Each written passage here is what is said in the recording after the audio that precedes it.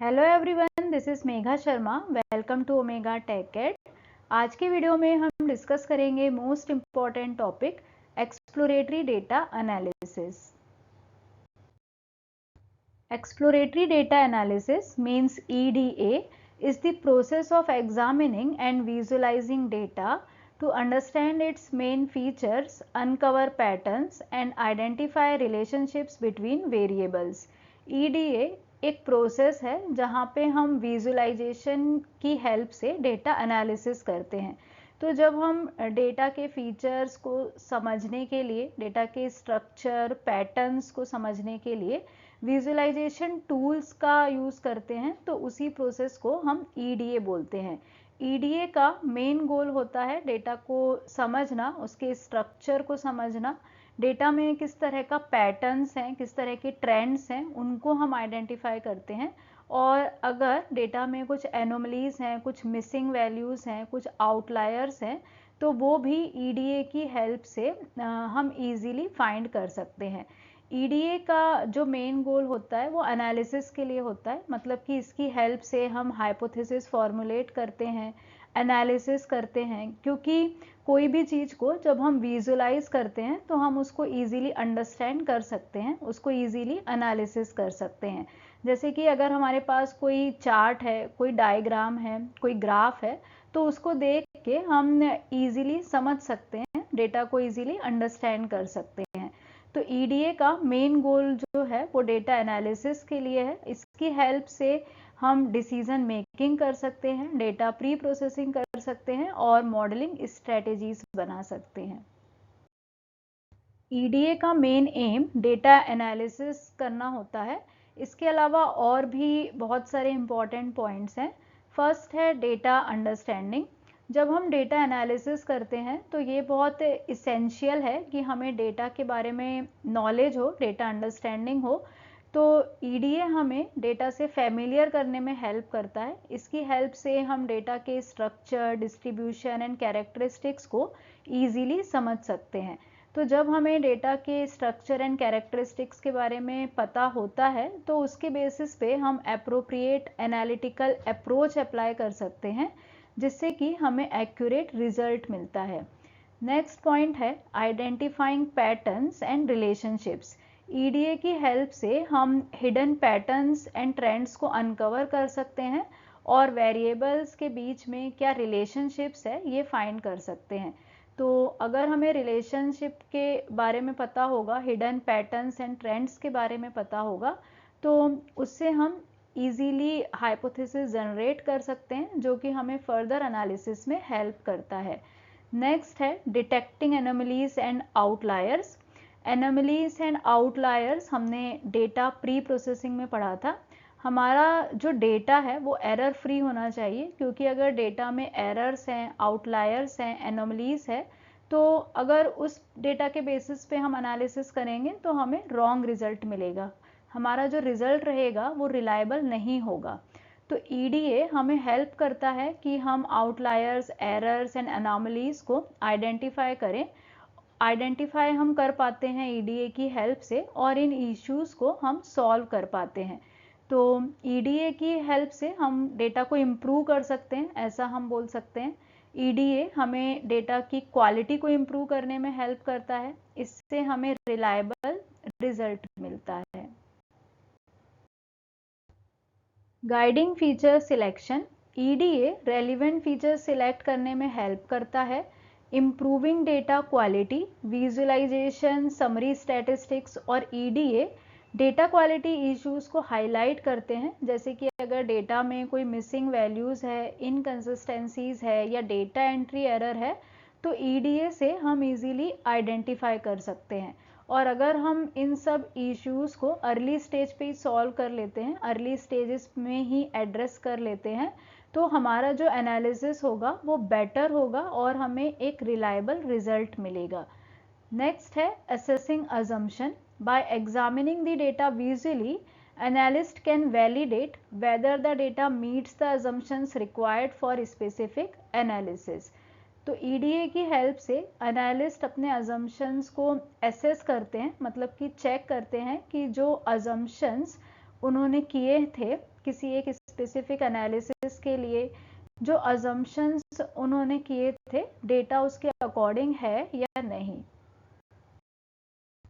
Data analysis के लिए हम अलग अलग विजुअलाइजेशन टेक्निक्स का यूज़ कर सकते हैं, जिसमें से मोस्ट कॉमन टेक्निक्स हैं histogram, box plots, scatter plots, bar plots जिसको हम बार चार्ट भी बोलते हैं, लाइन प्लॉट्स जिसको हम लाइन चार्ट्स भी बोलते हैं। तो ये डिपेंड करता है कि हमारे पास डेटा किस टाइप का है। जैसे कि हमने टाइप्स ऑफ डेटा में पढ़ा था कि हमारे पास अलग अलग टाइप का डेटा हो सकता है, न्यूमेरिकल डेटा हो सकता है, कैटेगोरिकल डेटा हो सकता है, डिस्क्रीट और कंटिन्यूस डेटा हो सकता है, और डिपेंड ये भी करता है कि हमें एनालिसिस किस तरह का करना है। तो डेटा के टाइप और हमारे टॉपिक पे डिपेंड करेगा कि हमें कौन सी विजुअलाइजेशन टेक्निक का यूज़ करना है। जैसे कि अगर हमारे पास कंटिन्यूस न्यूमेरिकल डेटा है तो हम हिस्टोग्राम या फिर बॉक्स प्लॉट का यूज़ कर सकते हैं। अगर हमारे पास कैटेगोरिकल डेटा है तो हम बार चार्ट, बार प्लॉट का यूज़ करते हैं। और अगर हमें टू वेरिएबल्स में रिलेशनशिप देखना है तो हम स्कैटर प्लॉट का यूज़ करते हैं, और लाइन प्लॉट का यूज़ हम ट्रेंड देखने के लिए करते हैं। तो इन सभी विजुअलाइजेशन टेक्निक्स के बारे में हम डिटेल में पढ़ेंगे एंड विथ एग्जांपल समझेंगे कि किस तरीके से ये टेक्निक्स यूज़ होती हैं और किस तरीके से ये टेक्निक्स हमें एनालिसिस में हेल्प करती हैं। फर्स्ट है histogram. A histogram is a graphical representation of the frequency distribution of continuous series using rectangles. The x-axis of the graph represents the class interval and the y-axis shows the various frequencies corresponding to different class intervals. Histogram graphical representation है, बहुत ही simple representation है ये, जहाँ पे हम rectangles का use करके frequency distribution बताते हैं। तो इसमें दो एक्सिस होते हैं, टू डायमेंशनल डायग्राम है ये। एक्स एक्सिस होता है और वाई एक्सिस होता है। एक्स एक्सिस में हम क्लास इंटरवल को रिप्रेजेंट करते हैं और वाई एक्सिस में हम फ्रीक्वेंसीज बताते हैं। तो यहाँ पे जो क्लास इंटरवल हम बता रहे हैं वो हम रेक्टेंगल की विड्थ से बताते हैं, और रेक्टेंगल की जो लेंथ है उससे हमें फ्रीक्वेंसी का पता चलता है। तो हिस्टोग्राम यूज़फुल होते हैं जब हमको सेंट्रल टेंडेंसी देखनी हो, स्प्रेड देखना हो और डेटा का शेप देखना हो। तो अगर हम पाइथन का एग्जांपल लें, पाइथन में हम मैटप्लॉटलिब का यूज़ करते हैं और HIST हिस्ट फंक्शन का यूज़ करके हम हिस्टोग्राम बना सकते हैं। यहाँ पर हमने 10 पर्सन्स की एज ली हुई है, किसी एक पर्टिकुलर एरिया में 10 पर्सन्स की एज का हम एक हिस्टोग्राम ड्रॉ कर रहे हैं, हिस्टोग्राम प्लॉट कर रहे हैं। तो सबसे पहले हम इंपोर्ट करेंगे matplotlib.pyplot_as_plt। डेटा विजुअलाइजेशन के लिए हमें ये इंपोर्ट करना होता है। नेक्स्ट लाइन में हमने एज नेम से एक वेरिएबल लिया है और इसमें हम 10 पर्सन्स की एज स्टोर कर रहे हैं। उसके बाद हमें हिस्टोग्राम बनाना है। हिस्टोग्राम ड्रॉ करने के लिए हम HIST हिस्ट फंक्शन का यूज़ करते हैं। तो हम लिखेंगे plt.hist एज, एज जो है वो वेरिएबल है जहाँ पे हमारा डेटा है, comma bins equals to 5, means यहाँ पे हम 5 क्लासेस बनाने वाले हैं। तो जो हमारा डेटा है वो 5 क्लासेस में डिवाइड हो जाएगा। उसके बाद कलर हमने ब्लू रखा है, मतलब कि जो बार बनेंगे वो ब्लू कलर से बनेंगे, और एज कलर हमने ब्लैक लिया है, तो ब्लू की जो बॉर्डर बनेगी वो ब्लैक कलर से बनेगी। उसके बाद हम लेबल्स दे देते हैं। एक्स एक्सिस में हम लिख रहे हैं एज, वाई एक्सिस में हम लिख रहे हैं फ्रीक्वेंसी, और जो हमारा डायग्राम है उसको हम टाइटल दे रहे हैं हिस्टोग्राम। plt.show फंक्शन का हम यूज़ करेंगे तो हमारा जो डायग्राम है वो शो होगा। रन कर लेते हैं इसको। तो हिस्टोग्राम हमको मिल चुका है। तो इसका कलर जो है वो ब्लू है और टोटल 5 बिन्स हमने लिए थे, तो यहाँ पे 5 क्लास इंटरवल बने हैं। अब इस डायग्राम को देख के हम इजीली ये एनालिसिस कर सकते हैं, इजीली इंटरप्रेट कर सकते हैं कि सबसे ज़्यादा यंग एज के लोग हैं यहाँ पे। जो भी पॉपुलेशन का हमने डेटा लिया है उसमें 20 to 30 एज में सबसे ज़्यादा लोग फॉल कर रहे हैं, उसके बाद 40 टू 50 में सबसे कम लोग हैं, और 30 टू 40 में हम देख सकते हैं कि 2 लोग हैं। तो इस तरीके से हिस्टोग्राम से हमें पता चल जाता है कि डिस्ट्रीब्यूशन किस तरीके से है। हिस्टोग्राम को हम उसके शेप से इंटरप्रेट कर सकते हैं। A symmetric histogram has a prominent mound in the centre and similar tapering to the left and right. If the histogram is symmetric, it suggests a relatively even distribution of ages. अगर हमें symmetric histogram मिलता है तो हम conclude कर सकते हैं कि हमारा जो डेटा डिस्ट्रीब्यूशन है वो इवन है। सिमेट्रिक हिस्टोग्राम हम ऐसे हिस्टोग्राम को बोलते हैं जहाँ पे अगर हम हिस्टोग्राम के सेंटर में एक लाइन ड्रॉ करें तो जो दोनों पार्ट हैं, लेफ्ट एंड राइट पार्ट जो है, लेफ्ट एंड राइट हाफ जो है वो सिमेट्रिक हो। मीन्स अगर हम हिस्टोग्राम को सेंटर से फोल्ड करें तो हमें मिरर इमेज मिले, मतलब कि दोनों जो हाफ हैं वर्टिकली आइडेंटिकल हो। हमने अभी जो एग्जांपल किया है उसमें हमें सिमेट्रिक हिस्टोग्राम नहीं मिला है, तो हम ये कंक्लूड कर सकते हैं कि हमारे एग्जांपल में एजेस का जो डिस्ट्रीब्यूशन है वो इवन नहीं है, क्योंकि हमारे एग्जाम्पल में यंग एज की पॉपुलेशन ज़्यादा है।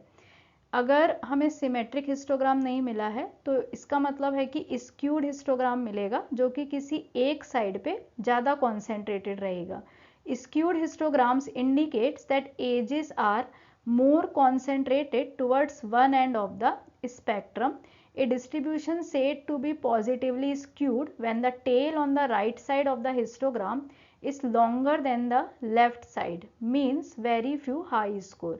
तो अगर हमारे पास बहुत कम हाई स्कोर है तो इसका मतलब ये है कि राइट साइड की जो टेल है वो लंबी होगी कंपेयर टू लेफ्ट साइड।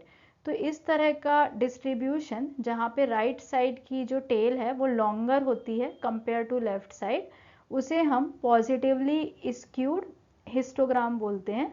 और हमने जो अभी एग्जांपल किया उसमें हमें यही मिला है, हमको एक साइड के जो एज है वो ज़्यादा मिले, जैसे कि हमारे एग्जांपल में यंग पॉपुलेशन ज़्यादा थी तो उसलिए हमें वहाँ पे पॉजिटिव स्क्यू मिला है। A histogram skewed to the right means positive skew, suggests a larger proportion of younger individual. Similarly, हम outliers को भी डिटेक्ट कर सकते हैं। Outliers मतलब होता है unusual cases। अगर कोई एक दो नंबर ऐसे हैं जो कि या तो बहुत कम है या बहुत ज़्यादा है तो वो इंडिकेट करेंगे या तो वेरी यंग या फिर वेरी ओल्ड इंडिविजुअल को, और इनको हम आउटलायर कंसीडर करेंगे क्योंकि ऐसे जो वैल्यूज़ हैं वो आउटलायर्स में आती हैं या फिर ये किसी एरर की वजह से आती हैं।